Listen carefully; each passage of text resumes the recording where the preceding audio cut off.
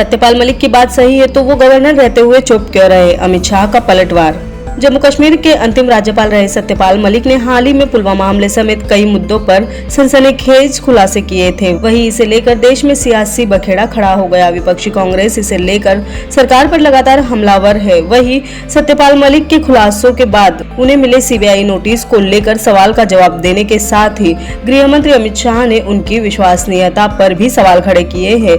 गृह मंत्री अमित शाह ने सत्यपाल मलिक पर पलटवार किया है।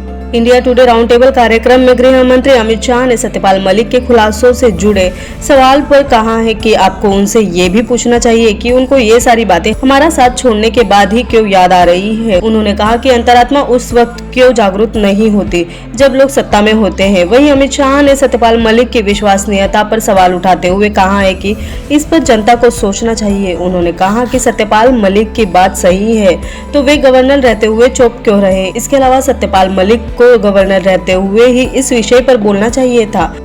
गृह मंत्री अमित शाह ने सत्यपाल मलिक के आरोप पर कहा है कि ये सब सार्वजनिक चर्चा के विषय नहीं है।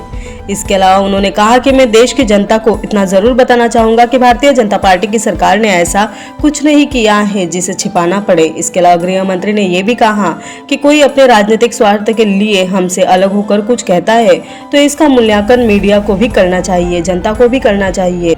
उन्होंने कहा कि जब आप पद पर नहीं होते हैं तब आरोप की वैल्यू और वैल्यूएशन दोनों गिरते हैं। इसके अलावा आगे कहा कि आपने जब सत्यपाल मलिक को गवर्नर के लिए चुना क्या तब ऐसा नहीं लगा कि गलत व्यक्ति को चुन लिया है? इस सवाल पर गृह मंत्री अमित शाह ने कहा कि वे लंबे समय से पार्टी में रहे, राजनाथ सिंह के अध्यक्ष रहे, समय पार्टी के राष्ट्रीय उपाध्यक्ष रहे, इसके अलावा हमारी टीम में भी रहे।